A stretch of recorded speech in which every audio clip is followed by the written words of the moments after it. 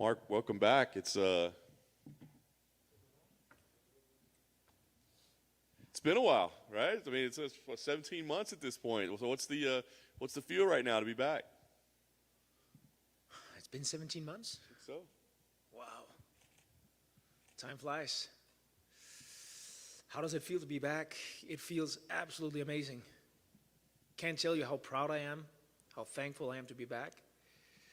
It might sound strange, but the last year, my family and I have been going through a lot of adversity. It actually started at my last fight. I broke my jaw early in the second round. I had to push through the fight. Went back home, got surgery on it. That surgery got infected. I needed a second surgery. When I thought I was ready to go again, I tested positive for COVID. When I was over that, we got the very unfortunate news that my wife was diagnosed with MS disease, which actually led me to call the UFC and ask for a leave. I had to take my full focus and put it on the things that were going on with my wife and MS disease. And you would probably not believe it, but on top of that, our house had a serious water leak, which turned out to be a black mold infestation. So the last 8 months, my family and I have been relocated. Talking about relocation means my stuff has been picked up over a process of 3 steps. So we actually have been living in a bag for the last 8 months. I can't stress how proud I am to be back, how grateful I am to be back, being able to go through what we as a family just went through the last year. I'm a 3-time Olympian, Olympic medalist, 5-time world medalist. I've been competing at the highest level of sport most of my life. Right now, coming into this fight, this feels single-handed as the greatest comeback of my entire athletic career. I'm proud, I'm happy, and I'm excited. 6 months ago, I had no idea how, that's important, or whether I would be able to return to MMA. We were in a place where we had to deal with disease. This is UFC. This is the biggest MMA promotion in the world. This is where the best fighters in the world are competing. We talk a lot about champion mindset, overcoming adversity and stuff, and I believe I know how to compete. I know how to overcome adversity. But honestly, facing disease, facing a chronic disease, the symptoms that my wife was facing, I had to dig deeper than I've done ever before. We as a family have had to reevaluate, prioritize, say no to a lot of exciting stuff that was going on in our life, just to focus on the really essential stuff, family and fighting. And now I'm back, and I'm proud. It's crazy, man. I had no idea that you were going through so much. So, was there, you said 6 months ago, you weren't sure whether you would fight again. Was there conversation of like, hey, maybe we shouldn't do this anymore? How did that conversation go? There's been absolutely no conversation of not returning to MMA. This fight, this opportunity is about proving to myself, more importantly, proving to my wife, that we won't let disease determine anything in our life. We have a chronic disease. My wife has a chronic disease that she has to deal with the rest of her life. That means I, as a husband, has to deal with that the rest of my life. One of her big fears with this diagnosis was that would actually lead to me not being able to fight anymore. That it would mean that we would not have the opportunities that we had. So this is actually about, proving that if we believe, if we dream, even though there's disease, we can still overcome and come after it. So this is about proving for my wife that anything is still possible. Understandably emotional. When we talk about your wife, so I wonder, does this somehow make fighting less important and just a small part of it, or does it make it even more important? Now this is some platform, some opportunity. Where does fighting stand in your life now, knowing everything that you're dealing with outside. I can't believe I'm sitting up here, supposed to be a tough UFC fighter fighting this Saturday, and I get emotional talking about my wife. That's crazy, right? I mean, this is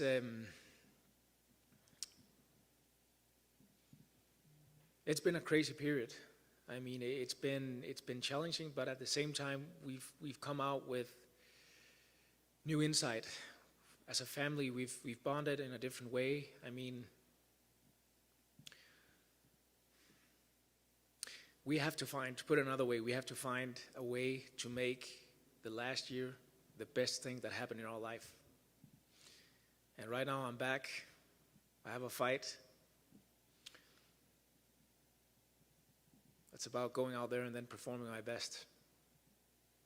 It feels secondary to talk about the matchup at this point. I mean, knowing everything you're talking about. But is it exciting? A guy like Guida who's been around forever, I mean, a veteran, I mean, is that exciting to go in there and test yourself, or do you even care about who's on the other side of the cage at this point?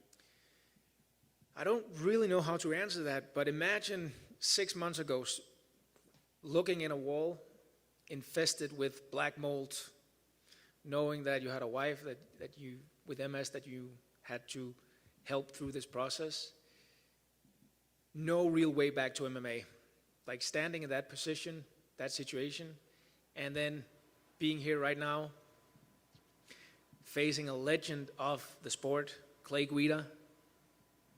It's a co-main event.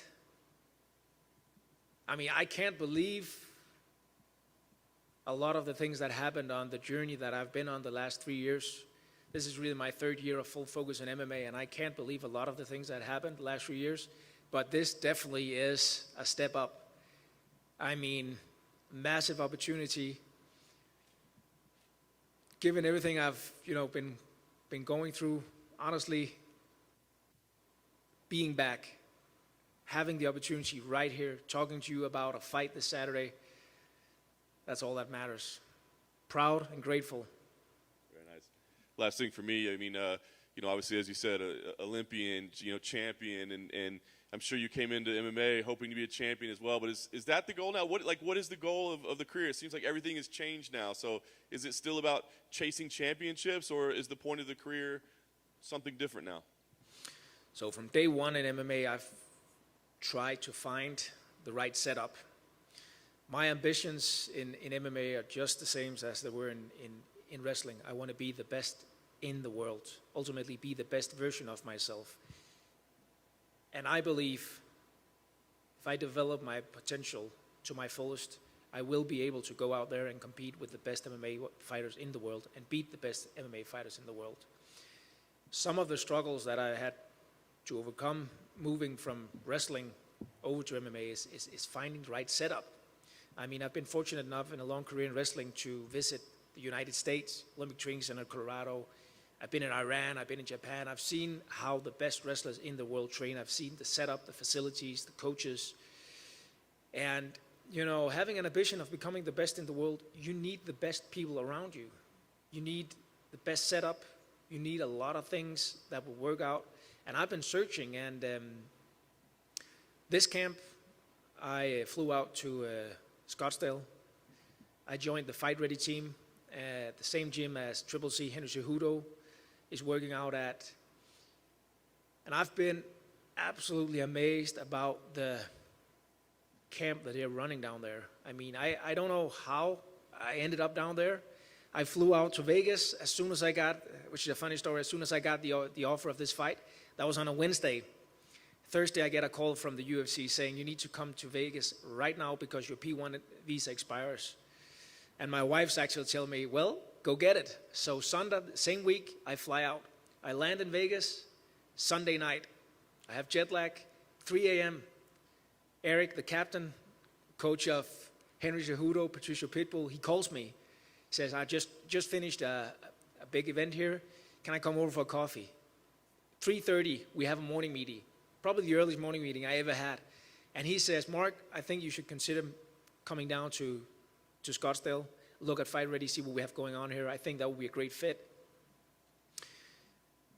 So I thought about that, and after a couple of days, I drove down, and what I really recognized down there is that man, they're running championship camps. I mean, I feel like I found a place, a home, a setup, people that can help me develop my maximum potential. And I do believe my maximum potential will get me to the top of the sport. But one thing at a time, and I gotta tell you, the last year, I'm so happy to be back. Right now, there's a fight this Saturday. My focus is on that fight. I'm happy that I joined the Fight Ready team. I got 6 weeks of an amazing camp in. I mean, the progression that I feel I've made down there. Absolutely great coaches, great team. Team leader Dave Sowine, amazing, an amazing part of Henry Cejudo's success and journey as well. And he's just been absolutely amazing to my family and I. And I think I found a good place to develop.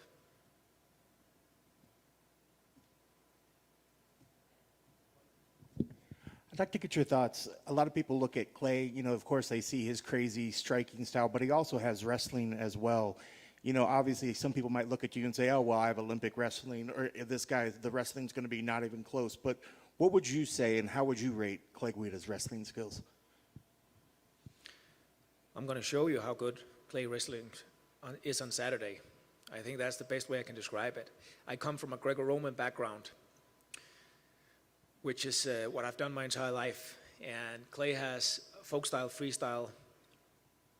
I think one of the great things that Fight Ready really can offer is great freestyle, great folk style. I think Clay has good wrestling, no doubt about it. I mean, it's a legend of the sport. He's been in the sport for a long time. He dominated his last fight with wrestling. I mean, this is actually what it's all about. I'm a wrestler. I'm a high-level wrestler.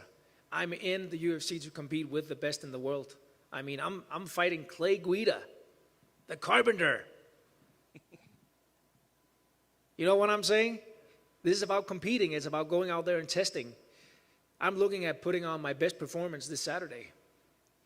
If I put on my best performance, I believe the best performance will beat Clay Guida. But I'm excited about going out there and actually learning how good Clay Guida's wrestling is. And last one for me, I guess on the flip side of his wrestling, everybody thinks of some fights in the past where Clay just stands right in the middle and just throws nonstop, and he tries to lure his opponents into this rock'em sock'em sort of stand-up war. Is there any danger that you might get caught up in that sort of thing, or is there part of you that says, I wonder if I got in that whirlwind, how I would do? The only thing I can say is bring out the beer, bring out the popcorn, let's have a fight. That's awesome. Best of luck.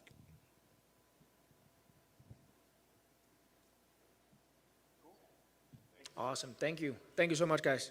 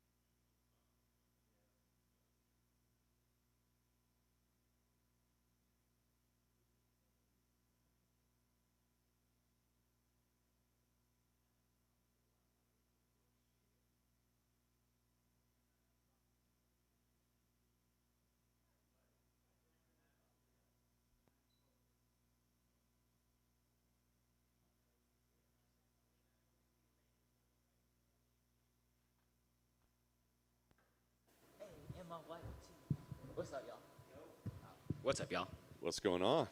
Not much. What's the time away been like, right? I mean, you were fighting every other weekend, and now you had to spend a little time on the sidelines. So what's it been like for you? It kind of makes you reevaluate, like, maybe not reevaluate, but I feel like every time I've ever had something good happen in my life, there's been a major test afterwards, and this was the test. It was how much do you love the sport? Are you willing to just put in enough grit and all that stuff to just stay focused while you're injured, you know? And I was right back in the gym way before I probably should have been, but yeah, just kind of testing my limits of how much I actually love this sport and what I'm willing to do to get back to it, you know? Yeah, I was going to ask you, did you need this much time to fully recover from everything, or was this? I'm sure you probably wanted to fight a while back anyway. Yeah, no, I'm definitely pushing the limits. I'm definitely. The doctor was like, he's like, "Are you sure you want to come back this early?" And then he's like, "Well, can you at least fight like number 7 or something, like not number 3 right off the bat?" And I'm like, "Nah, bro, like." You know what's that movie? The Vinny Pazienza. I'm like, you don't know how tough I am, doc. You know what I'm saying? Like it was one of those like, you don't know what kind of man I am. No, I'm just kidding. But it was like I don't know. I stayed focused the whole entire time. I did what I had to do, and I'm not the average person that's recovering in 6 months, especially when all I have to do is work on getting better at this. So I think it's perfect timing. It's a perfect matchup, and I'm happy that I could be right back in this position. Nice. Sounds like you took the life lessons out of it. Were there any lessons you could take out of the fight itself, or is that just, I mean? Oh, yeah, for sure. Maybe like 4 spinning back elbows in a row is too much is what I was kind of thinking. It's like, maybe I should just go for like less spinning back elbows, you know? But it was successful in the fight before, so I was just like, all right, I guess this is the new game plan. Nice. Did it turn you into a Brandon Moreno fan? Like, I mean, after that fight, do you end up cheering for him as he's rising up to the top? I was a Brandon Moreno fan long before me and him fought, or before he became champion, or all that stuff, man. I think one of the more things that was like super cool is how motivating it was to watch him win, man. It was super cool. It was super inspiring. You see him come through the ranks and all that stuff, and then to be a champion, and not only be that, but it's like what a good person to be our champion, you know, and what a good person it is in general to have that, and blessings like that happen to him in a sense. But it was also motivating in the sense of like, dang, I'm right there, you know, that could have been me, and all the above, you know, and it's just validation that I'm on the right path and I'm doing all the right things, you know. And I would think further validation is exactly like the matchup you got, right? So I mean, when they come to you with this matchup, does that feel like? That's almost like a compliment, right? You're still giving me the top of the division? Yeah. It was like, so with the surgery and stuff, I was going to need the surgery no matter what. My shoulder it fell out when I was like doing a hammer fist, you know? So like the surgery was going to happen no matter what, and my shoulder was messed up no matter what. But I think everything works out for a reason. It put the flyweight division on hold. I'm out for 7-8 months. In between that process, Brandon Moreno and Figgy have the greatest fight ever, holds up the division for another few months. They go fight, Brandon Moreno murks him, and then becomes this huge star in the process. And it just equals out like perfect timing for me to go out there, beat Pantoja, and then take Brandon Moreno shine, you know?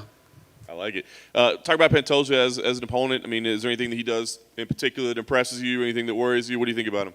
Everything he does worries me, man. He doesn't do anything lightly, you know. I've watched his fights over and over. I don't think I've seen a jab or anything to not murk you, know. So his mentality and everything he does is built to finish somebody. And I respect that, and I like that a lot about him. But that's what he brings to the table. He's engaged, his willingness to actually be in a fight, you know. And I think that's what he brings I think that's what he brings strong. And I also think that's going to be the ultimate downfall of him in my fight.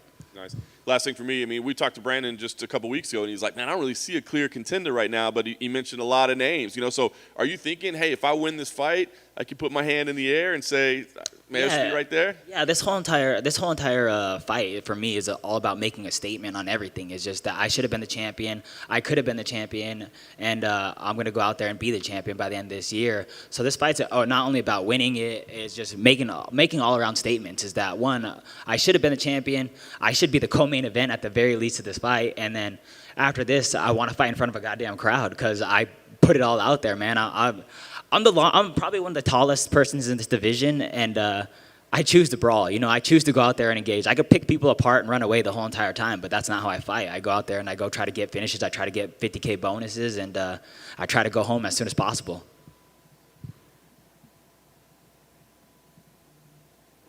Cool. Thank you.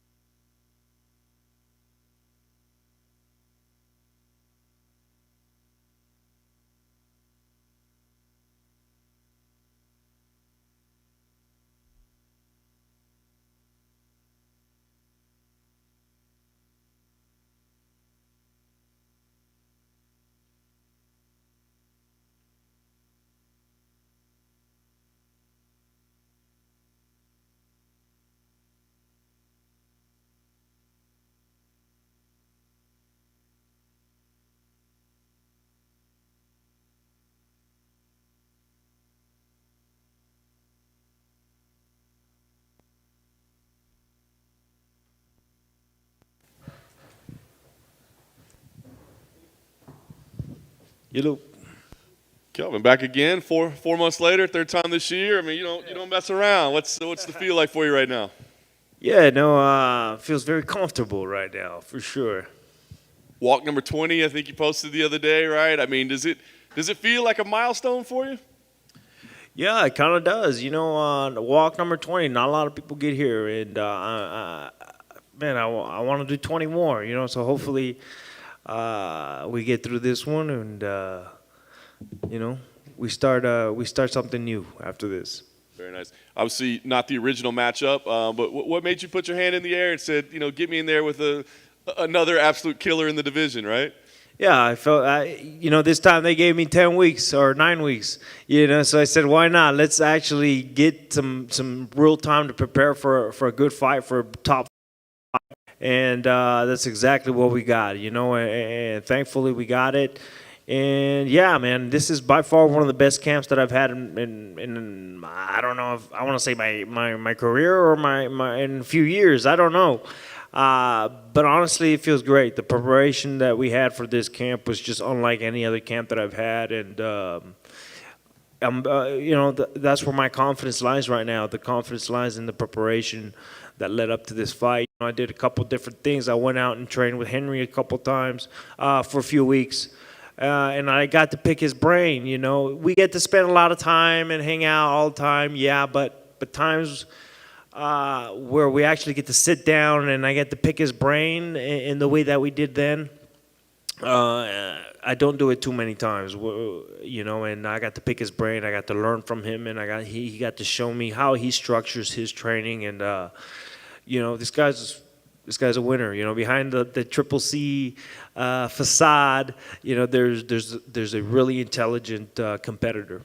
That's awesome. What's the biggest things you take out of him? I mean, are we talking about techniques in the cage? Or are we talking about like mentality or physical things? What is it that you take out of him the biggest? It was a lot of things, you know. It was not only just techniques, but also, yes, mentalities, and also how to structure a training camp and how he does it and the best way to go about it. And so I tried and applied it to my camp and my team, and I brought my people in. And, man, I'm telling you right now, this is by far one of the best camps that I've had. No one, in my opinion, has faced this version of Kelvin Gastelum, and I'm excited to showcase it on Saturday. You've always taken on the biggest challenges since you stepped into the UFC. I mean, does anybody ever pull you aside and go, Kelvin, you've been around long enough. We could probably ask for somebody a little further down the rankings. Maybe we take I don't want to say an easy fight, but an easier fight. No, not yet. So far. You know, my team and myself, we still believe that we belong at the top, and we still believe we can take these fights and win these fights. And so far, that's why we're here. Very nice.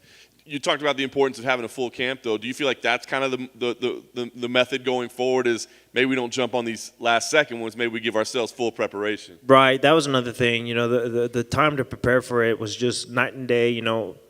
Given 9 weeks to rather than 3 weeks is a world of a difference. And so, yeah, we'll definitely think about next time taking these short notice fights. Nice. As you said, you faced the best. What do you think about Jared? I mean, is he one of the best, and what do you think about him as an opponent? Yeah, he's a very strong fighter, a very strong-willed fighter, a very good fighter, you know. But at the same time, I mean, I've been fighting for a long time. You know, we know what he brings to the table. I've seen what he brings to the table, and I've experienced it in the cage as well. And so we believe we have answers for everything he may bring. Very nice. Last thing for me, this would be a big win. Like I said, main event, top contender. I mean, you're right back in the mix, right? So where do you go with a win here? I mean, are you looking to fight again by the end of the year? You want to take some time? I mean, are you looking at names? What's the move going forward after a big win here? We'll see. We'll see. My concentration right now is on Jared. There's a lot of options that could be laid out after the win, but right now the concentration is 100% on Jared. Hey, Kelvin. You mentioned that you don't feel like anyone's faced this Kelvin Gastelum. I'm wondering, is that because of the technical adjustments you've made in training or mental adjustments you've made?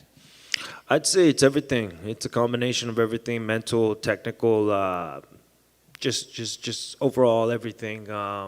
I feel like we structured my camp in a way where I haven't before. My coaches and I communicated in a way that we haven't before. And I've performed in my trainings because of this structure like I have never before. So we're feeling pretty good. Is that just like an organization thing, like there's more structure, or is that just something else? Yeah, I think more of an organization thing. I think it's more of a structure thing. Whereas before there was some of it, but not as structured, not as organized as I had it this time. Most of the time where you see me fighting is fighting off instinct. You know, obviously we strategize for different opponents and different techniques that one may bring, but most of the time I'm fighting off instinct rather than having an actual goal and having an actual plan. When you look at Jared and you talk about hard hitters in your division, where does he rank in terms of who hits the hardest? I'm sorry? Where does Jared rank in terms of power, how hard he hits compared to the other people in the division? Well, we'll see on Saturday. You know, I haven't felt it, and I expect to feel it on Saturday for sure. Just last thing for me, could you give us a prediction on the Darren Till-Derek Brunson fight, how you see that one playing out? You know what? I see Derek being a very tough, strong fight for Darren. I'm sorry, the other way around. Derek Brunson being a very hard and strong fight for Darren Till. I don't know how Darren Till would win that, other than maybe by knockout. But I feel like maybe Derek can probably take this. Derek Brunson, sorry. The Darren. Yeah. Brunson Till. Brunson Till, right. Thank you, man. Cool. Thanks.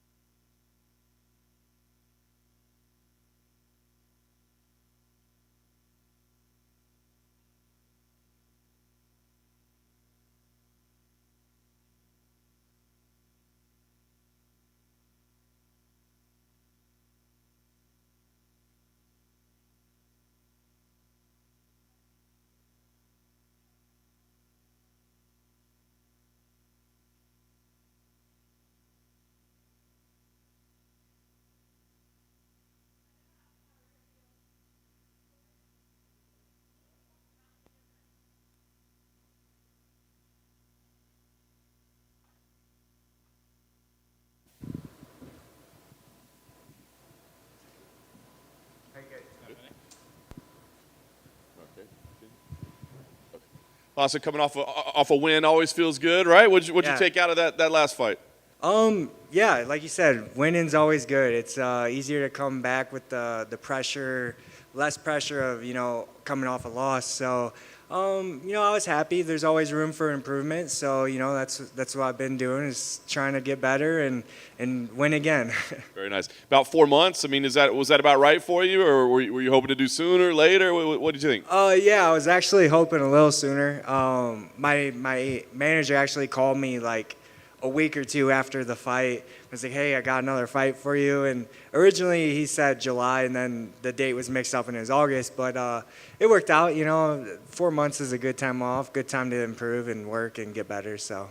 No question. They give you the matchup with Vince. What'd you think? I mean, he fights so infrequently. It's not like a name that I think that we think of a lot for matchups. So what did you think when this was the matchup? I was excited. He's well-rounded. He's a veteran. He's tough, man. He gets better as the fight goes, and I feel I get better as the fight goes generally. And I think it's gonna be a war, and I think it's gonna be a lot of fun. Yeah, no doubt. He's a tough guy. I'm curious how you get ready for him, because like I said, he fights like once a year. So do you go back and watch tape from like 2017? Because it's technically only like 3 fights ago, but it's also 4 years. Yeah. So do you watch a lot of tape on him or no? I mean, we watched a little bit of tape, but most of my planning for leading up to the fight is kind of self-improvement and things like that. So yeah, did watch a little bit, but I don't feel like I base everything I do on my opponent. I try to make them adjust to me, but I don't know. How important is it for you to get a win streak going, right? Like you've had wins, but it's this alternating wins, losses, wins, losses. So how important is it to really get some consistency? Yeah, I'm super motivated, to get a streak going. I think it's super important to get to where I want to go. Obviously, you need to string some wins together, and that's what I plan on doing. You mentioned Vince has been in some scraps. So I mean, when you play this thing out in your head, I mean, are you expecting kind of to have to go through the fire a little bit and be a battle? Oh yeah, absolutely. I don't take him lightly at all.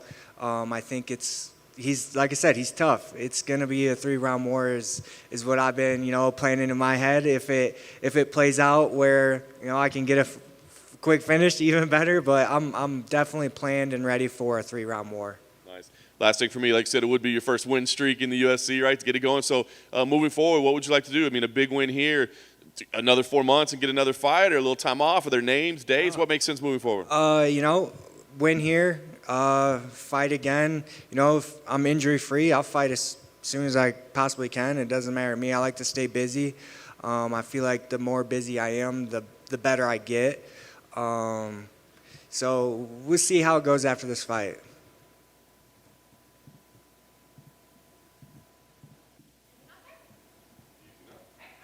All right. Thank you, guys.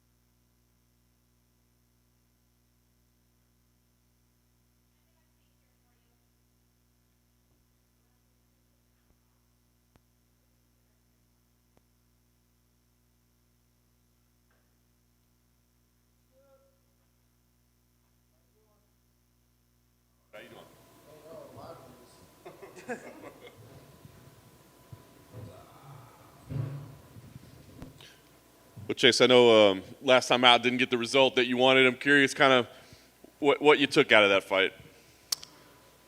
After that fight, man, I was kind of bitter at the way that things had transpired. There was just a lot of things that went on in that camp, dealing with that were out of my control, really. Dealing with the injury, my coach getting COVID, my opponent getting changed last minute, a lot of other personal things that were transpiring. And then we finally made it to the fight and get there, and we're like, I just felt really good. We talked about it beforehand, and I was really convincing myself that there was going to be a positive outcome. And then going into that fight and warming up in the back 5 minutes before walking out, bam, tear my meniscus and partially tear my ACL right before literally 5 minutes before walking out. And so I went from the mind state of I'm about to run through Andre to just don't get fucking embarrassed. And then to go out there and then almost win that fight and then almost finish him in the first round and then realize that there was only one finish on the card. I would have finished that fight and got the bonus, got a new contract, and then I had to drive all the way home from Vegas to Mississippi in a Jeep with a torn knee and really just kind of chew on that and then get home and have surgery and what I took most from that and like I said, I was bitter at the beginning of it but if none of those things had transpired, I wouldn't have came to the conclusion that I wasn't as mentally strong as I could have been. You know what I mean? And so I couldn't control any of the things that had happened, but I could have controlled the way that I responded to them. And I realized that once I kind of flipped the script of I'm going to win this fight to, just don't get embarrassed because I could barely walk to the cage. That once I changed that mentality, now I was already defeated. And I could have very well won that fight even on one leg. And it was a really close bout. But because I had told myself that I wasn't going to win, and I didn't. And after that had happened, I kind of really dug deep and knew that I was going to have to sit at home and recover from the surgery. And I know I was going to be in my head a lot, so I was like, well, fuck, if I'm going to be in there, I'm going to make it a happy place. So I really just dug deep and really worked on just my mental fortitude and strengthening everything in my mind. And, you're looking at a different fighter now. And I'm excited to see how everything transpires in this fight coming up. I'm excited to really, I feel complete, like a complete fighter, mentally, spiritually, physically. Everything is in line. That's awesome. That's a valuable lesson. I got to ask, I know you don't want to live in the past, but what happened to your knee? Did you just take a funny step, warming up? What happened?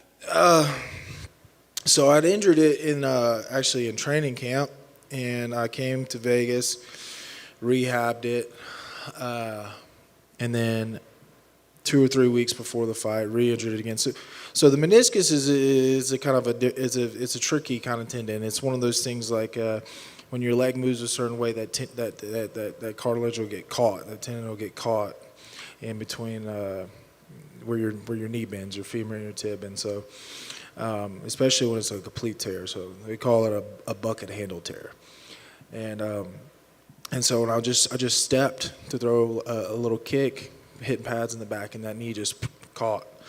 And I actually looked at one of my cornermen, who's also my physical therapist, and I was like, dude, fucking fix it. He was like, there ain't nothing I can do for you, man. He's like, your knee's stable. It's just gonna hurt like hell. So it really just the stability was there, but the mobility, you couldn't, press on it, and it sucked, man. It sucked knowing that right there in the first round, if I knew I had my legs under me when I hurt them, it would have been over. It would have been game over. And but the positive from that is knowing that I can go in there on a week's notice with a top dog with one leg and essentially finish them. And so, you know, it was a blessing in disguise. It really was. Nice. Well, you've moved forward. You get Parker Porter. Was this a matchup you wanted to put back together? Was there any desire to have this particular opponent, or is that just the one that the UFC came with? No. That's what we wanted because that's what we were prepared for. We felt it was a good matchup. It was a favorable matchup, and so yeah, Mick made it happen. So I'm grateful for that. What is it about this matchup? Is it something stylistically you see, or is it what is it that you see about him that you think we want to keep this fight? Yeah, just some of the things that he does is I think it plays into my advantage a little bit. And then also, too, just getting back into the UFC, kind of going about my career in the right way and kind of building up, you know what I mean, into the levels that it needs to be, you know what I mean? So Parker's, 1-1, and he's an admirable opponent. And just going to go out there and get this win and be, we're starting on a clean slate, It'll be 2-1. Coming in this go round, and then just kind of build from there. And there's a couple guys out there that are putting my name in their mouth and calling me out. So there's options after this as well. But right now we got Saturday night, take care of that, and then we'll address everything else. I don't think of you as much of a trash talker in your career, but I got to ask you about this Instagram post where you said 2 of my favorite things in life are putting people to sleep and a nice set of titties. This week I'll get to see both. Is this a new facet of your game as well? You're gonna drop the subtle low. Well, I was telling some of my coaches, and kind of the path that I'm going on, the path to kind of being, what would you call it, more mindful and enlightened and those things. Trying to shed the ego, but we live in a sport where it's a very egotistical sport, and so Chase Sherman didn't post that. You know what I mean? The gorilla did. So that's who I am. That's who I have to be on fight week, and that, you know what I mean? Like that's and Parker kind of brought it on himself. He said he was going to finish me and get the bonus. So up until that point, I had nothing to say, but now. If you think that you're going to come in here and put me away and then make a name off of me and then walk away with a wealthy bag or a steep bag of cash from it, then I'm going to talk a little shit along the way. Nice. Last thing for me, I know you said some people called you out, some matchups. I mean, one of them was a welterweight. You see Jason Witt a few weeks back. He said he's the vanilla gorilla. Don't take that name. He said he'll fight you for it. Would you fight a welterweight for the nickname? He needs to stop. He just needs to stop. And he needs to change his name before I change it for him, and then I change his face. He ain't no fucking 170-pound man walking around beating on his chest calling himself a gorilla. You got knocked out by 2 guys in less than a minute combined. One of which is my teammate, and I haven't been 170 pounds since the 3rd grade, bro. You don't want this. You don't want this.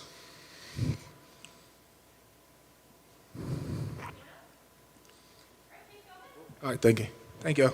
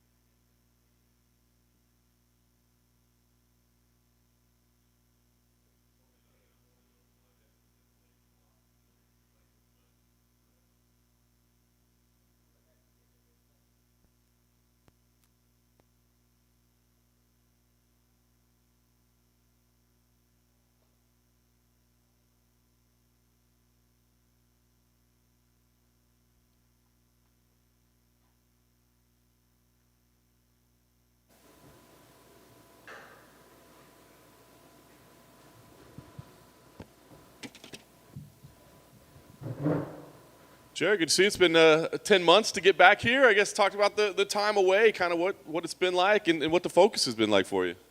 Recovery. You know, I injured myself. I got injured in the last fight.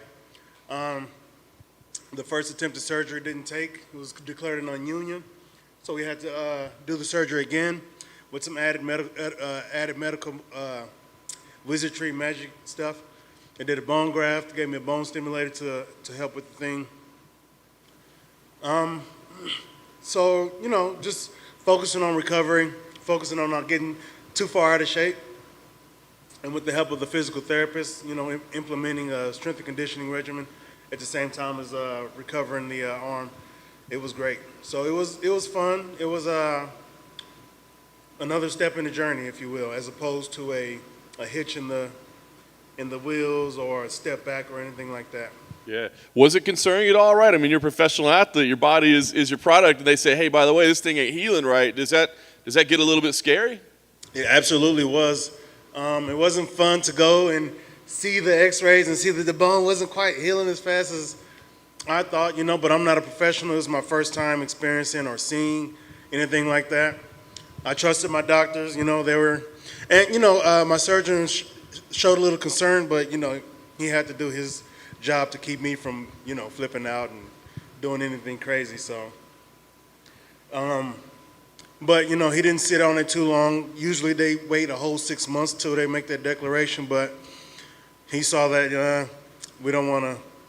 He knew that I didn't want to take that chance. So I was like, do the surgery, let's get it going. He's like, okay, let's go. And we did it, and it took this time. The arm feels great. And I'm ready to get back to work. Very nice. Did you find yourself, you know, as you're resuming training, that sort of stuff, was it a psychological issue at all to worry about the arm? I mean, was that a hurdle you had to get over? It is in a certain regard, but not inhibiting to my performance because we all took a conservative approach to recovery. I'm not going to go in too hard too fast. I've seen guys re-break their injuries. Gronk is a very prominent one who we've seen come back from the injury and then re-injure it. So I didn't want that to happen to me. So conservative approach, do it smart, and I trust myself. I know what feels right, what doesn't feel right, or anything like that. So throughout the process, when I started grappling, the arm was ready to start grappling. When I started striking, the arm was ready for me to start striking. So I was able to go into it with confidence. You know, feel it out at first, but it didn't take long to break through those cobwebs and get back to it. Very nice. So you put in the work, you're back, main event. Not the original opponent we were looking at, right? But luckily it wasn't like a last-minute switch or anything. But what did you think about the change? Did it affect anything for you? Well, all the other top-ranked opponents were all booked. So Kelvin was the lone standout, if you will, of what's the word? Of fighters that I would say yes to. You know, if they would have given me somebody with no number next to their name, that would have been a waste of my time. Not necessarily because I like to fight, and I'll fight anybody, but as far as my career goes, that's not the one that I want. So Kevin isn't ideal given the position. I want a contenders fight. I want to fight for the title. But in a sense, Kevin is ideal because I respect him a lot. You know what I'm saying? I understand who he is and what he's done. From his performances, I can see the things that he's capable of. And I just know the sport. I know the game. You know, we know how fights go. So I can see what Kelvin has brought in his last fights. And I'm well aware of the danger he presents in there. We're all aware of his standing as far as being a fighter, MMA. The number 9 next to his name is, the fact that there's a number there is good, you know what I'm saying? It's sort of like the same position I was in when I fought Madsen. You know, he was ranked number 3, I was ranked number 9. So it's kind of like the exact same thing, but we're going to have a different ending. So. He's, as you said, Kelvin's, his reputation is out there, right? I mean, he's been in some battles, like maybe not necessarily smart to get in a brawl like that, but is there any part of you that wants to have that type of fight? I mean, a fight of the year type contender that people are just like, oh my God, that was amazing. I mean, if all we consider as fight of the year are brawls where both guys are coming out bloody and damn near broken and, you know, lost a couple of years off the career, then I don't want those guys judging my fights. You know, those aren't the ones that I want.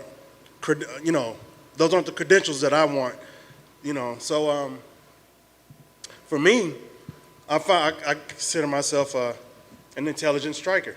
And I want to go out there and an intelligent fighter, not just an intelligent striker, but an intelligent fighter as well. I'm an intelligent person in general. But I apply my intelligence to fighting, and I see what's what. And when I get in there, I'm going to try to see as fast as possible what's what, make my adjustments, and try to capitalize instantly.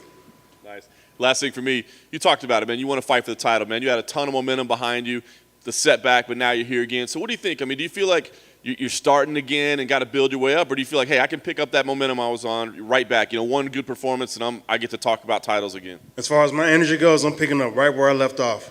You know, I'm a better fighter than I was back then. Even going through the injuries, I've gotten better. And no, I didn't take any steps back. No. Losing that fight to Robert, the way that I lost it, I'm not going to take any steps. Can't nobody take anything away from me with that.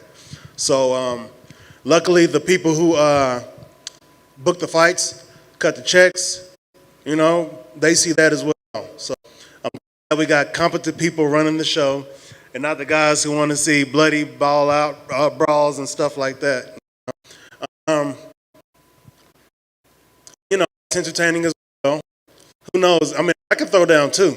You know, don't get me wrong. And if I get in there and start brawling, it's going to be like a nuclear fault war or something like that, right? Because I'm be throwing bombs. But no, I want to have an intelligent approach, as always. You know, nothing different, more, an even better, a more intelligent approach, if you will. Hey, Jarrett. You just mentioned that you throw bombs in there. I'm curious, where do you think you rank in your division in terms of who hits the hardest?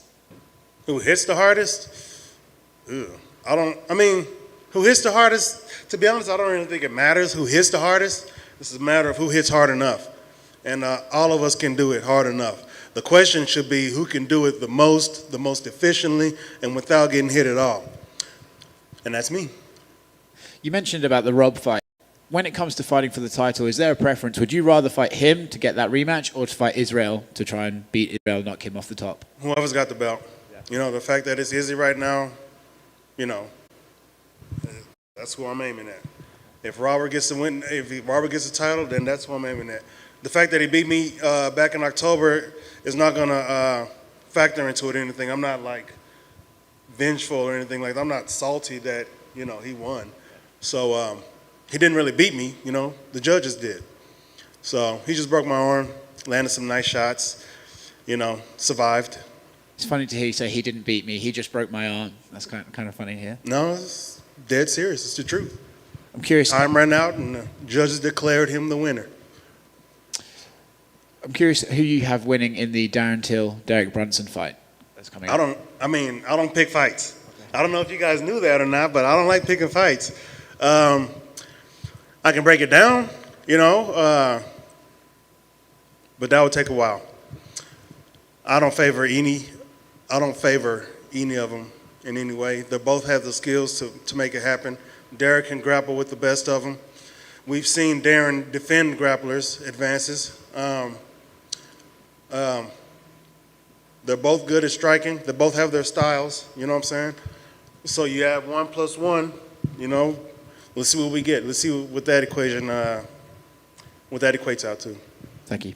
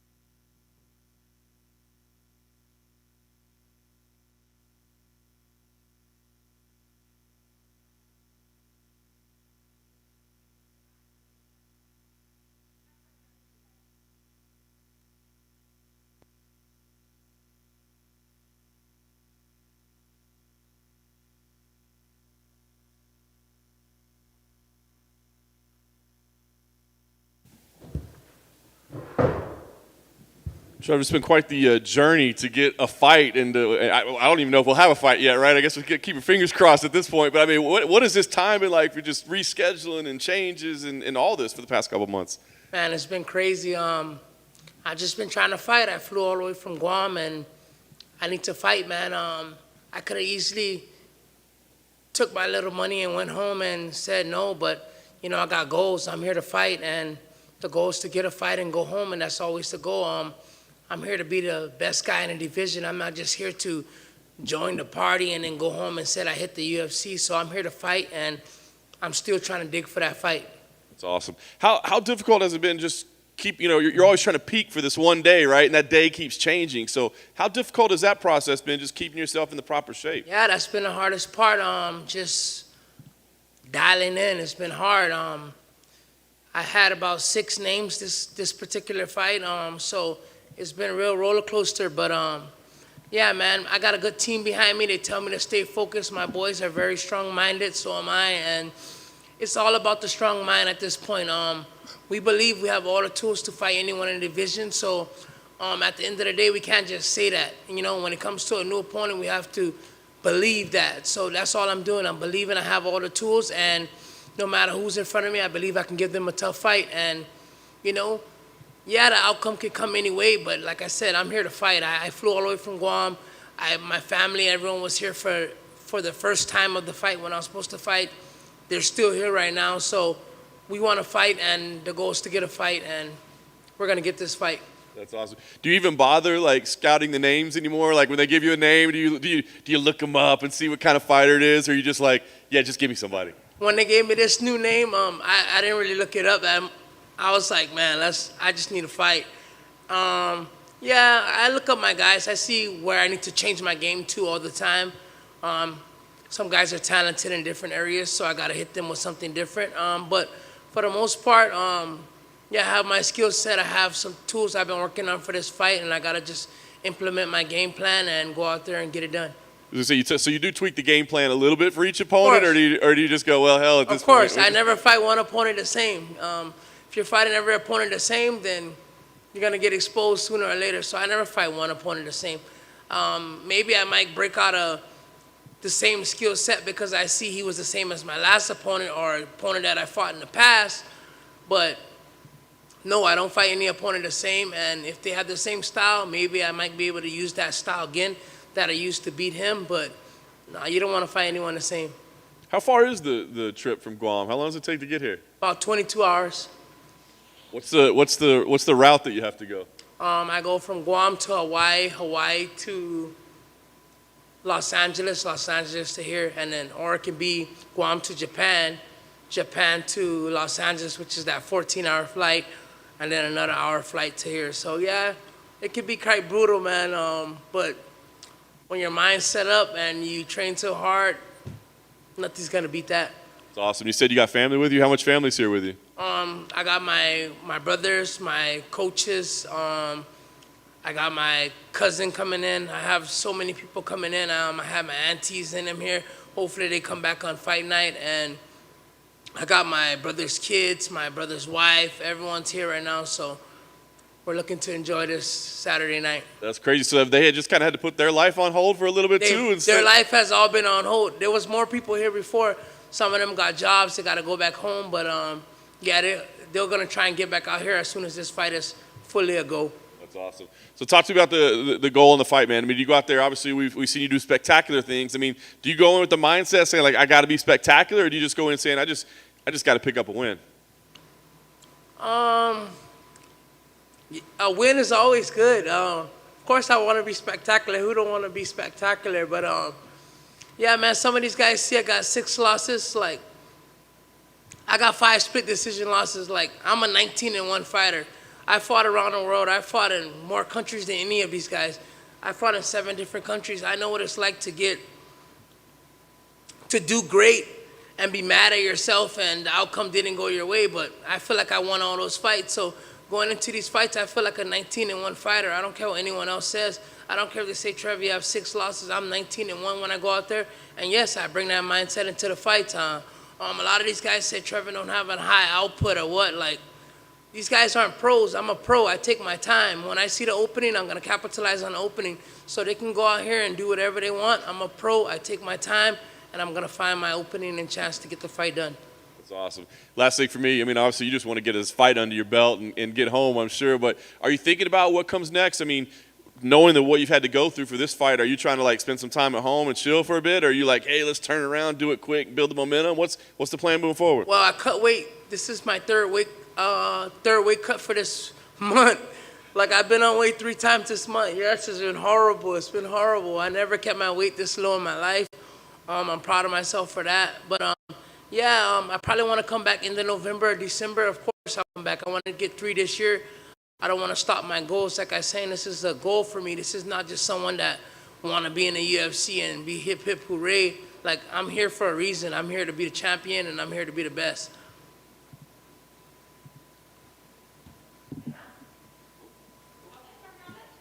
Thank you.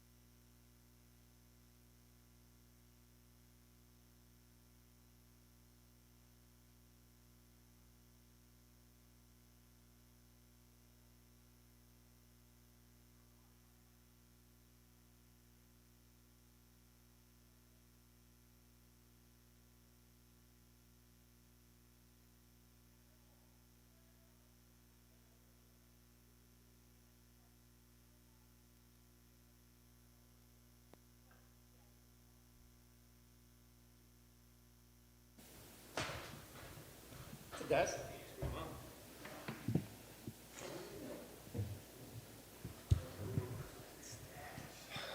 Like that? Strong. Yeah. Let these motherfuckers know Cowboys in town. Even Don Fry's got to give respect to that, right? Oh, he has too. I did a couple podcasts with my buddy Adam Hunter, the MMA wrestling guy. Don Fry's on there a bunch. He loves it. That's awesome. Well, Vince, obviously it's been about a year since you've competed. This is nothing new in your life. You're used to this, but I mean, I guess, what is the feeling like every time you come back from a year away or whatever? What's the feel like? Same shit, different day, man. Just making my yearly appearance, letting everyone know they need to be afraid of me when I come back out again, you know, showing my face. This time, actually, I feel a lot better. I made some changes in my life in my camp and stuff, so I'm excited. I'm excited this time for the fight. I'm really excited. Nice. When you talk about changes, are you talking about like physical changes, or are you talking about like people around you, emotions? I mean, what are we talking about? A little bit of all of it, actually. A little bit of all of it, actually. I moved out of California. I'm in Colorado now. I switched camps. I'm training at Factory X now. I started lifting weights. I've never lifted weights in my career, so I started lifting now, trying to strengthen up myself. So just a lot of little changes like that and little tweaks to go for a title run this time, honestly. Very nice. So how do you persevere through all this, right? I mean, you're a veteran of the game, but like you said, as you joked, your yearly appearance, right? But I mean, how do you, I guess, first just mentally persevere through all this? There have to have been times where you're like, this just isn't worth it anymore. Honestly, adversity really isn't anything new to me in my life. I've been dealing with my whole life, so to me, it's just normal. It's my life, right? It's kind of like a firefighter who goes out and fights fires, or a police officer who goes out and arrests criminals, right? Like this is just my life. So I don't really see it as anything different than just a normal day for me, man. That's funny. What about, and not to pry too far, but like financially, man, is there a part where you go like, man, I gotta go get a real job at some point? I mean, I try not to think about that because I am getting pretty old, but yeah, actually, California got me one last time before I left. It is expensive as hell to stay in that place, and it was even worse for me to leave. Like, I think it cost me $4,000 just to rent a truck to move out of California, which I used to work at U-Haul I used to manage a U-Haul when I was younger, so I remember it being like a few $100, and then when I moved, they were like $3,800 or something like that, and I'm like, what the, did you bump your fucking head? Jesus. And they're like, oh, that's the price, and they just kind of chuckle, right, because they know. So I'm like, shit, but yeah, it definitely got drained a little bit financially. I'm pretty good with money, though, so I save my money pretty well, so that wasn't, I'm a little worried. I was a little worried, but not too worried about it. Nice. Well, you're here, and that's what counts. Talk about the time at Factory X. I mean, can we see a difference already, or is one camp a little much to be like, yeah, it's a whole new guy this time? I mean, you'll see a little bit of a difference. You might see a little bit of difference. I don't want to give away too much, but I definitely have changed a little bit in my game. I'm still going to be the same brute when I go out there, and I'm going to, show that. But there's going to be some little differences in it. My conditioning has always been good, and since I've been at elevation at Colorado, it's even like, to me, it's just disgusting now how unstoppable I feel sometimes, right? So just little changes like that. My opponent's also from Colorado, which I thought was kind of funny too. Like my first fight out there, and they kind of throw me in the rivalry between these two gyms. So like, no hard feelings, but it is what it is. I'm going to whoop this kid's ass. Nice. What do you think about the matchup? Did you know much about him? Do you scout much at this point in your career? No, I watched a couple of his fights, but not really. Man, I'm like a blank fighter, so when I go out there and fight, I have a little bit of a game plan, but typically I take the fight where it goes. So he's a real tough kid. He's actually got a really similar style to me. People say he's got good wrestling. I haven't really honestly seen anything that's too impressive for me, but yeah, I'm just expecting a good, nice fight, and I did do a little research, but not too much, because like I said, I like to go out there and just let the fight happen. Yeah. I think of kind of violent endings. Is that kind of what you plan on doing here? I'm feeling violent as fuck right now, man. I cannot wait to go out there and just scare people. That's awesome. Last thing for me, I guess, I'm sure you want to not have these layoffs moving forward, right? So I guess, do you have future plans? Like, I'd like to fight again here, or I'd like this opponent next, or because of the way your career is going, do you try not to look too far in the future? Like, what comes after this? Yeah, you know what? After I fought Miller, I was actually like wanting to fight within that year again, because I fought him exactly a year ago almost, honestly, because last August. So I was trying to fight later that year, but in the November, I ended up getting sick, right? I ended up getting COVID. Me and a bunch of guys at the gym got COVID, right? So I was out for a month, and that kind of put a little damper on it. And then when I came back to the gym, a lot of people had kind of just stopped training and were like, oh, we're just going to let this thing pass, right? And then I'm like, hey, like I'm gonna lay down and die type. So I was like, I had to make a move. So that was actually a big factor in why I moved to Colorado and started training with Factory X. I know we've seen some people when they had a quick bout with the COVID, it affected different things, whether it be their lungs or other things. Sounds like to me like you're one of the lucky ones where you didn't have any sort of adverse lasting effects of it, cardio-wise, lung-wise, or anything, or was there anything? No, not really. Honestly, man, I'm super lucky. I've been blessed really well with my parents with the good genes, right? I'm pretty sure I'm the only one in my family that got blessed as well as I did with the genes between my parents. So when I got sick with COVID, I was bad for like the first 2 days. I had a real bad headache. The headache was real bad. I lost my sense of smell for a little bit, but by like the day 4, I was back smoking weed again, right? Smoking bong loads. So I was like, this is fucking nothing, right? To me, the flu was worse. So I was just one of those fortunate ones. Well, and I don't think people talk enough about how good cannabis can help you with your health as well. So that's just if there was ever a promo to say smoke more weed because it helps you fight COVID, be like that's me, it right smoke there. more weed. Yeah, like I don't know. If I'm honest with myself, it probably wasn't the best idea to start smoking weed when I was still kind of sick from it, right? Because it took me like a month to get a clear test, I think, from COVID before I went back to training. But I don't know. I'm not the kind of guy who lives in fear at all. Whether you know what I mean. I've had my life threatened before, so it was nothing new to me. And speaking of the good genes, you're coming in here, if this is correct, 38 years old, but you went to a new place. You're fighting at elevation, so your body probably feels better than ever, like you said, when you do the training. Do you feel like by making this move and making these changes that you've just extended your career possibly years and years by going out there and making some of these changes? At first, no, because when I actually first moved to Colorado and I was training with the guys at Factory X, I didn't know if I hadn't trained since like November, right? And so I moved out there in March. I went out there for New Year's. I checked it out. It was between there and Vegas, so I checked out both places. I actually ended up moving out there in March. When I first started training, it was kind of fucking me up a little bit, right? Like a lot of the guys on the team are all young. Like the team has an average age of I think of like 23 or something like that, right? So they're all young bucks and they're all killers in there. And so at first I was kind of hurting a little bit. My body was sore all the time. I was leaving training achy and kind of hurting a little bit. But then, like I said, I made a couple changes. I started lifting. I started seeing a therapist over at Barwis, which is like right next door to the gym, and to kind of correct my issues and in places where I was weak or lacking a little bit, right? So at first I was a little scared. I thought like, damn, am I too old for this now, right? Like is this going to be it for me? But once I got in the swing of it, and I think it only took me probably about a month and a half to get used to the elevation, used to the training, and now I'm like, now you don't know I'm 38 years old in the gym. You think I'm one of the 23-year-olds in there. Was that something when you were talking about how long am I going to do this? Were those thoughts in your head over the past years, especially with not getting maybe as much activity as you would want? Did it make it easier for those thoughts to start creeping into your head? A little bit, but typically I don't really think about that stuff until like you fuckers say something about that shit, right? Like, so I'm always like, I don't know. I don't realize my age until someone says something to me. I'm that kind of guy, right? Like I don't really think about it. And it's funny because all the guys in the gym, none of them know how old I am until I tell them either. So when I tell them I'm 38, they're all like, holy shit, are you really? I'm like, yeah, motherfucker. Like I've been around, shit.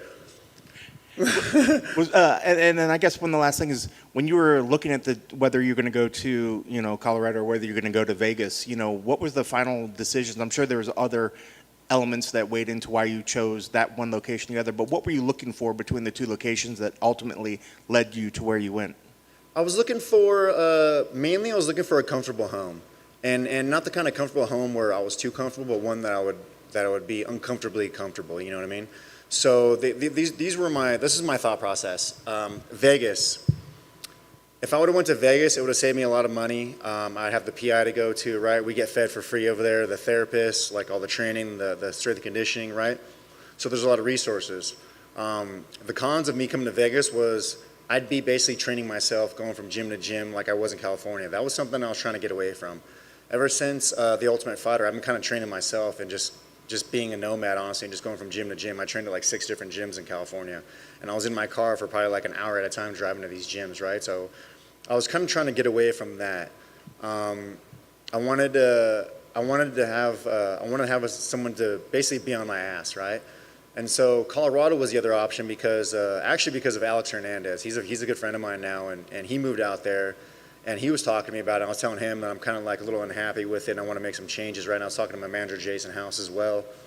And he's like, man, you should try out this gym and talk to Coach Mark Montoya and, you know, see how you fit with the guys and yada yada. So I went out there for New Year's for a week and I tried it out. And instantly when I went there, it just felt like home to me. Like the camaraderie that the guys have, or the culture that Mark Montoya likes to call it, is just, it's unmatched to me. And I haven't really seen that in any gyms, right? Like I've seen that with Faber's guys back in the day, but, you know, once the whole breakup happened with their guys and things started falling apart for them, like even they don't have that kind of camaraderie anymore, you know what I mean? So that thing is that's a real big thing for me. Like I'm a real big person on energy, and energy is super, super contagious, right? So I was trying to find this energy that I wanted to kind of excel in and be a little better with my life and responsibility of my fighting, right? Because I kind of felt it slipping away from me a little bit.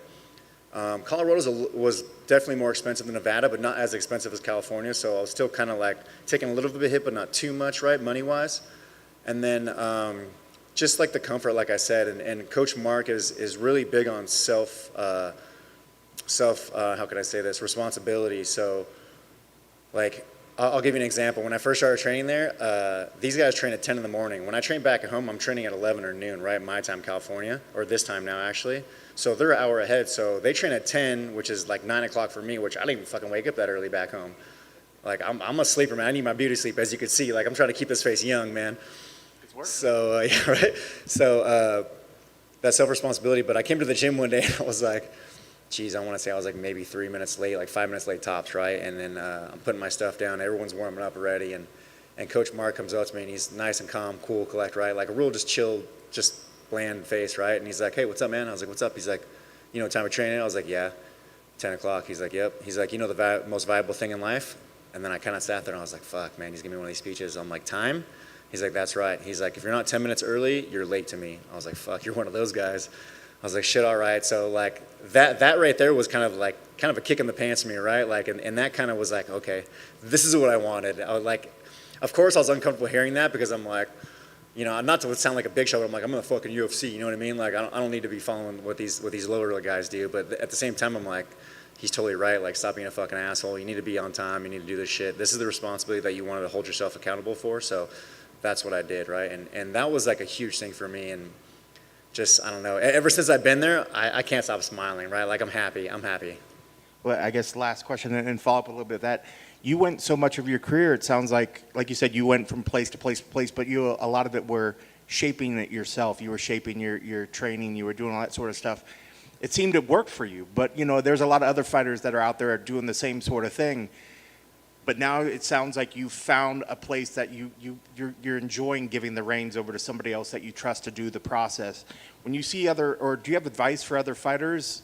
Do you regret, I guess, maybe not doing that earlier in your career? And I mean, it doesn't look at record-wise because you've been getting the victories. But yeah. What would you say to other fighters that are maybe along that line that are either doing it on their own, that maybe want to go, or maybe are on the fence? Do I need to go to a gym have somebody shape my training? Where do you stand on the whole? You know, should fighters be aiming for that, or is there anything wrong with staying on your own for so long?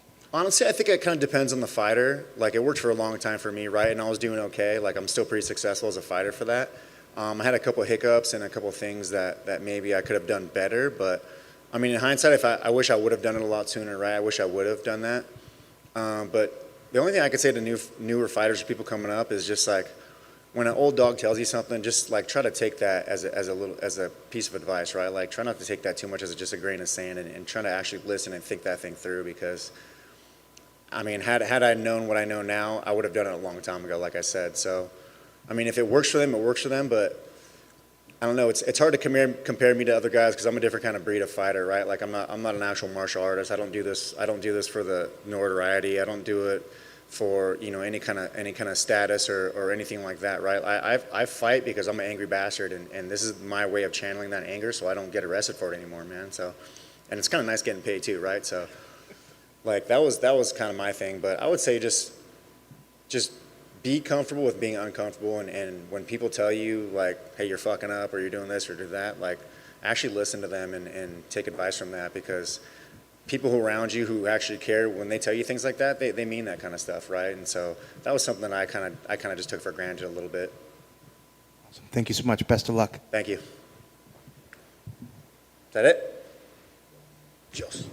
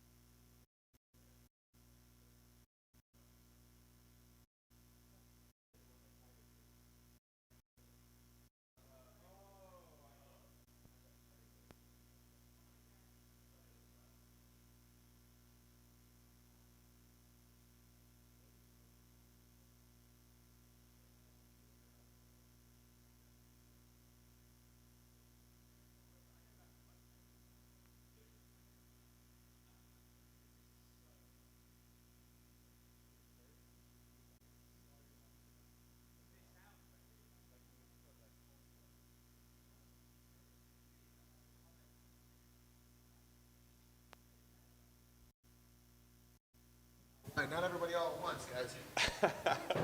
Clay, back again, man. I mean, obviously the veteran at this point. What's the feel for you on fight week nowadays, man? Is it change anything, or is this just a day at the office? Hey, man, same old hat. You know what? It's UFC's been home for a long time, and it's going to continue to be home for an even longer time, man.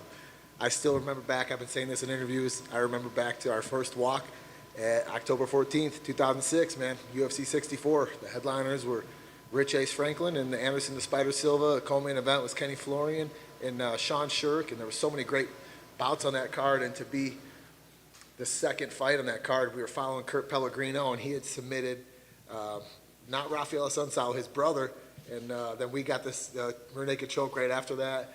We won submission of the night, and that really launched us into our UFC career. You know, we had some other pretty big wins before that, fighting Josh Thompson and coming up close, a close loss to Gilbert Melendez and Strikeforce, things like that. So we had a couple of good names, you know, some good competition, but that really escalated us, I think, and made us a stable, you know what I mean, a staple in the UFC. So it's amazing to think over 200 UFC pay-per-views later and countless fight nights, Ultimate Fighters, a new Contender Series, and the list goes on, and we're just thankful to be here and still have a home in the UFC, man. It's nuts, man. Like you said, you're a staple, man. I mean, you're part of the fabric, man. I mean, do you think about the end and how tough it's going to be? I mean, is it going to be tough to walk away, or will you be like, dude, I did enough of that, I'm good now? Right. You know what, man? I try not to put a number on it of years, a number of fights, a year per se, or whatever, because I feel like a lot of times if you put a ceiling on something, maybe you don't always get to that goal, or maybe you don't get to that number or that year, or whatever it may be.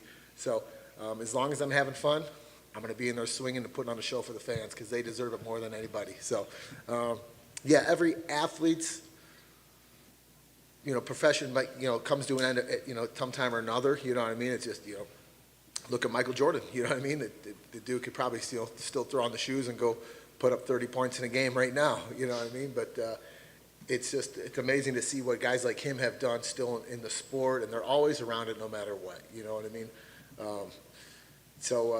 There comes a time in every athlete's career, but that's why wrestling has been such a big part of my my career. Coaching youth, coaching kids, coaching high school, being around the gym all the time. That's what really makes it worthwhile. Being able to pass on the knowledge that I've learned from my coaching staff at Team Alpha Male, being able to pass it on to the younger generation. It always gives you part of always keeps you in the sport. Yeah, you talk about having fun, but I guess winning is probably a lot more fun than not winning, right? So, I mean, how important was that last one to just get that result again and get that feeling again? Absolutely. Michael Johnson was a friend of mine before we even competed. I remember meeting him at Lake of the Ozarks in Missouri a decade ago. Super nice kid, and he told me, he's like, Guida, I'm going to be in the UFC someday. I said, absolutely, man, believe in you, and that's what it takes. It's not just dreaming, it's believing, and knowing that you're taking the right steps, buying into the system, and so having a win against him and kicking off a 4-fight contract, it felt good to get our hand raised in a clean slate with the UFC, if you will.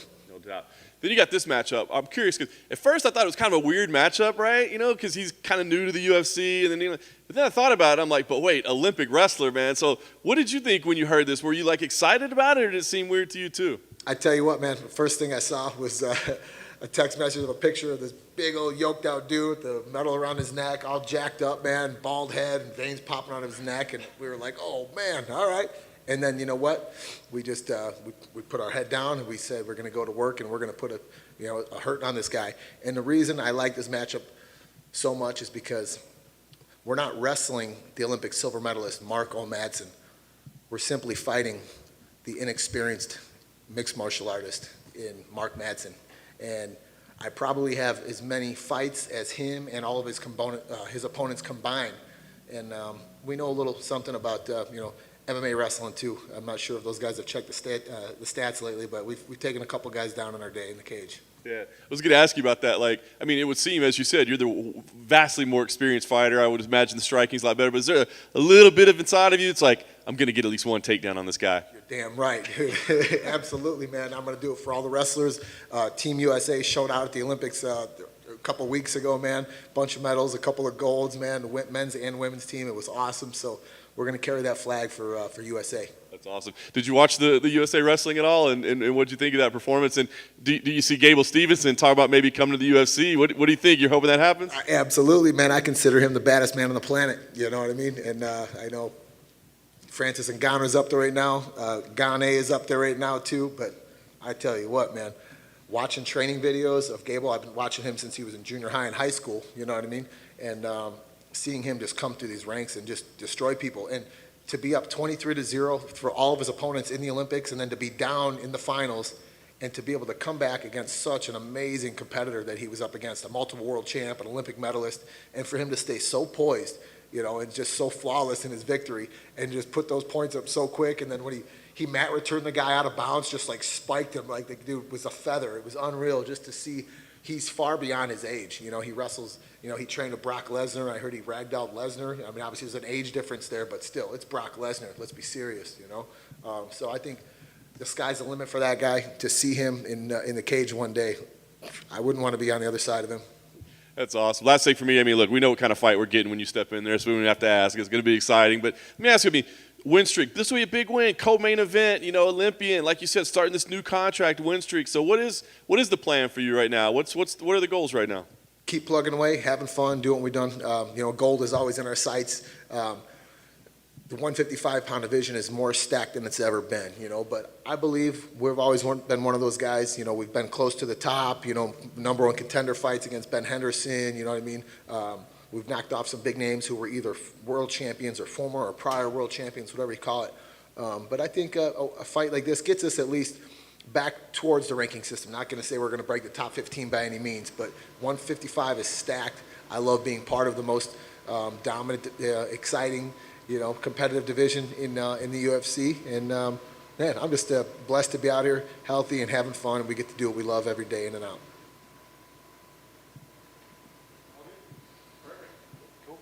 That's it. You guys are awesome. Thanks, sir.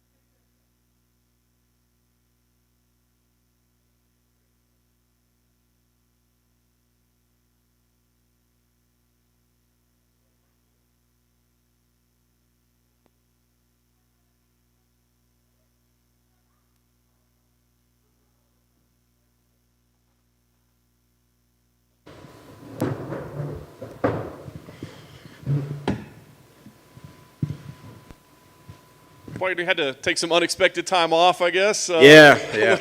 What's it been like for you the last 4 months? Taking that unexpected time off was definitely no fun.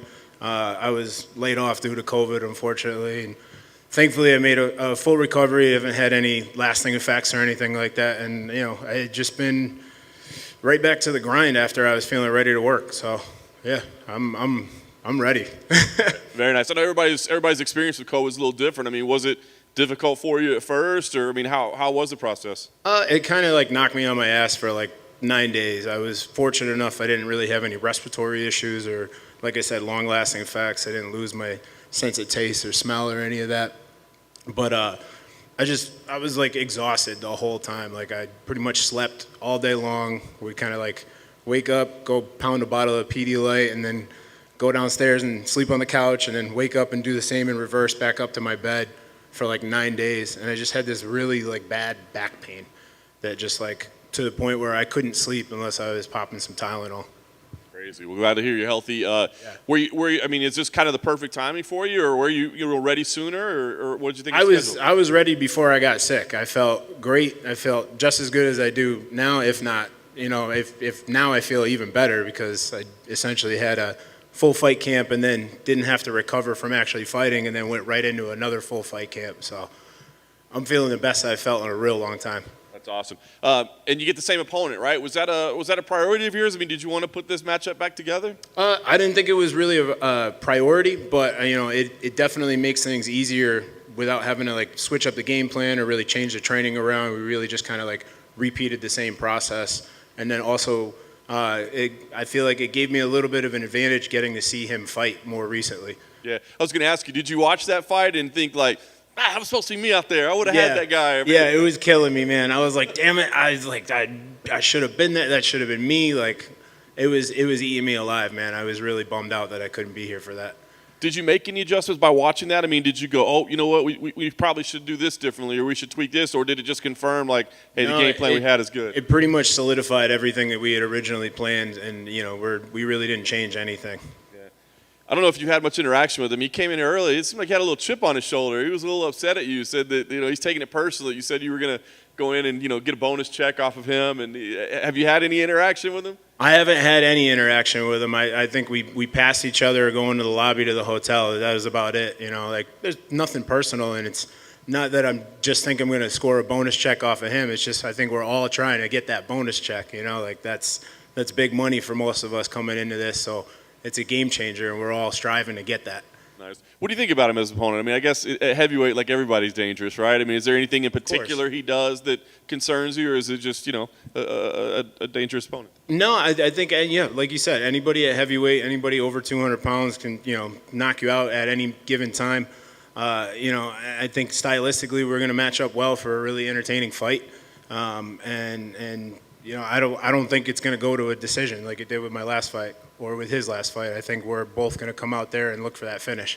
I was going to say, on paper, it looks like it should be pretty much a clash. I mean, do you feel like it's going to be a battle when you go in there? Stand up, you guys are just throwing bombs? Of course, yeah. It's going to be one of those entertaining fights, I'm sure. Very nice. Last thing for me, give me the idea, you pick up a win here. What's the plan? I mean, do you feel like, you need to make up for some lost time by losing that fight? You need to fight again quickly, or what is the plan after this? Yeah, I would love to fight again as quickly as possible. If, as long as I'm not banged up from the fight and I don't need any time to heal off, I'm always looking to get right back in here as quick as I can, and just keep going. We all have like a limited amount of time here, and we're all trying to do as much as we can, as quick as we can with what we got.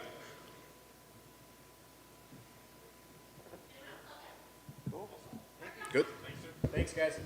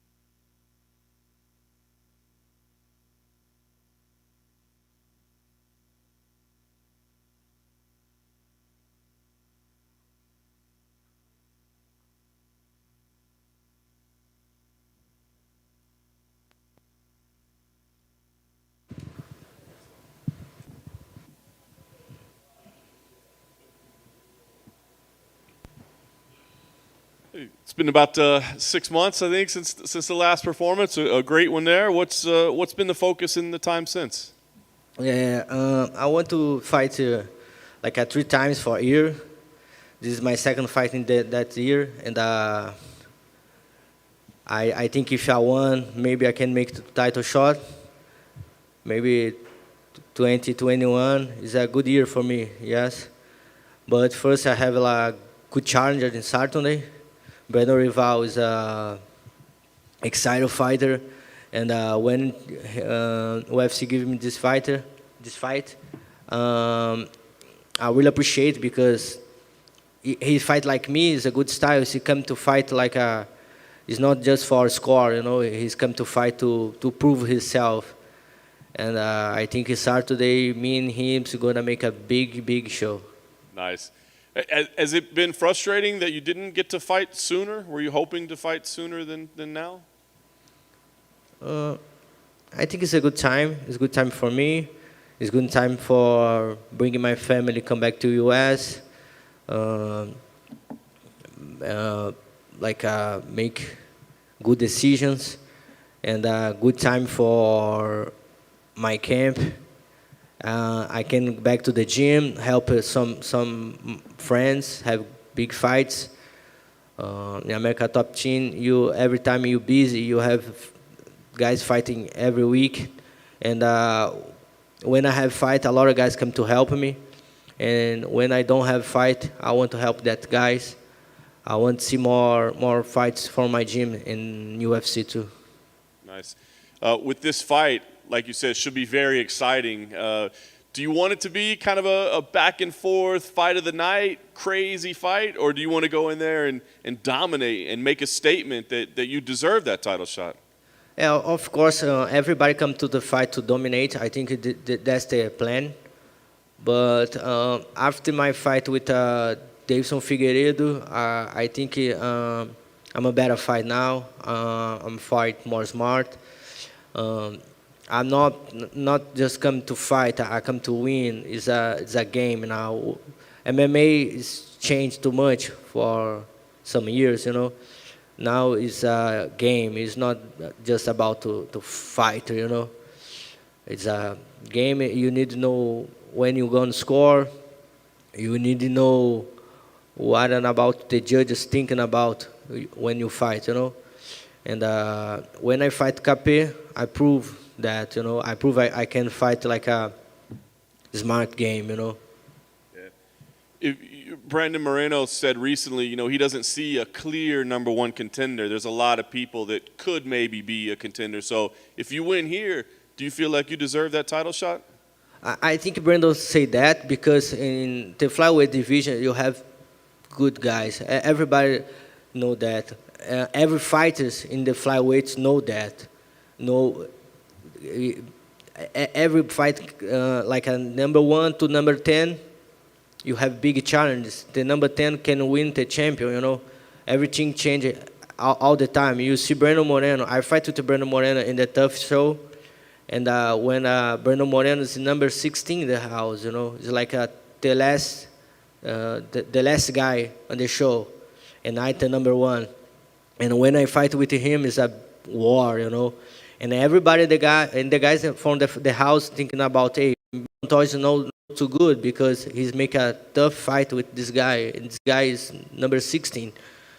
And you see how better he do it, fight after fight.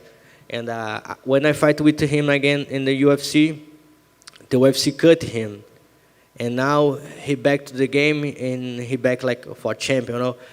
I kidding because I help Moreno, you know. Every time Moreno lost to me, he coming better, you know. I say I'm like a anti-hero, anti-hero. I don't know what is the word in English, but you know what I'm saying. And like he said, you have good names in the division. Maybe a lot of people don't know. But every fighter in that division know who good every fighter. Like a Manel Capé come to different promotion and see this high level in UFC. You know, how high level the guys from flyweight in UFC. And now Cobra Garbage try to come down to flyweight. I hope Kai Kara France kill that guy, you know, for not because I don't like Garbage, but for prove to world how the flyweight is good, you know, how that guy is so good. And I think Moreno say that because he respect all the guys in the division, you know. But of course, if I win Saturday, I hope I win. I work a lot with my team, and maybe it's a good fight for UFC. See me again with Moreno. Very nice. Last thing for me, I mean, I'm sure you want to win every fight, but does this feel like a big fight because of what you said? You know, there's so many good guys that could be a title challenger. Does this feel like a very important fight for you? No, not just for me and Breno, but for the division, you know. A lot of people talk about it. Maybe that fight is co-main event, maybe main event.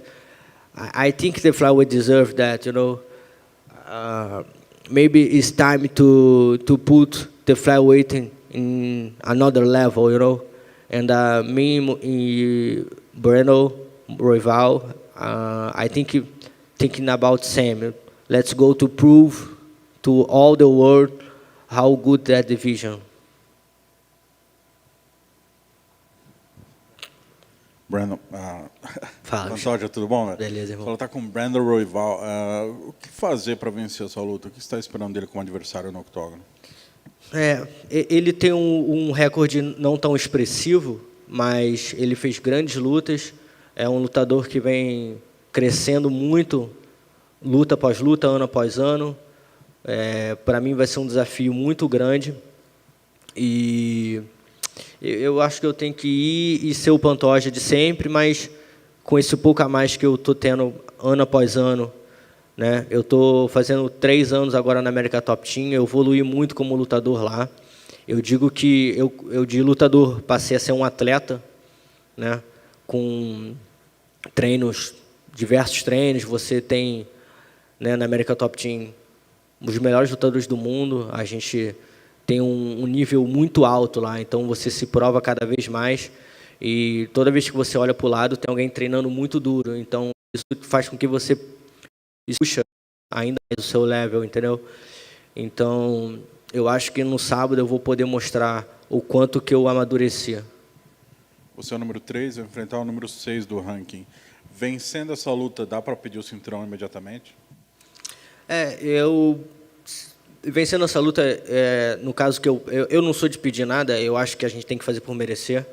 Né? Eu já tive muitas vezes perto do cinturão, né? Na minha luta no passado, quando eu lutei contra o Askarov, foi um turbilhão de emoção que eu ia lutar pelo cinturão, não ia. Então isso me afetou muito e eu aprendi muito com isso a pensar no agora. Então eu tenho muito o que pensar no sábado, mas definitivamente se eu vencer, eu acho que eu me credencio a lutar pelo cinturão, mas não seria uma decepção se me desse uma outra luta. Para mim, eu estaria bem com isso. Você já venceu o Brandon, atual campeão, 2 vezes. Você acha que isso pode te catapultar e te favorecer, pelo menos ali nos bastidores, numa possível negociação, isso te favorece? Sem sombra de dúvida, isso é um ponto determinante para a escolha do próximo oponente. Mas, como eu falei, luta é luta. Eu tenho uma grande luta no sábado. Mas, como eu digo também, eu já venci ele uma vez finalizando, uma vez por ponto 30-26.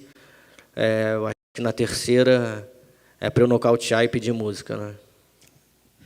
Tá, ok. No seu planejamento para o ano, você ainda faria uma outra luta esse ano? É isso que você pretende? É possível lutar até dezembro? Sem sombra de dúvida. Eu estou bem, eu estou saudável, eu estou com a cabeça muito boa. Eu tenho minha família do meu lado, eu tenho a melhor academia do mundo, os melhores treinadores, os melhores parceiros de treino, e isso me dá uma segurança muito grande para eu lutar. Certo, olhando para a categoria, a gente viu o ex-campeão Davidson Figueiredo fazendo uma campanha pela trilogia.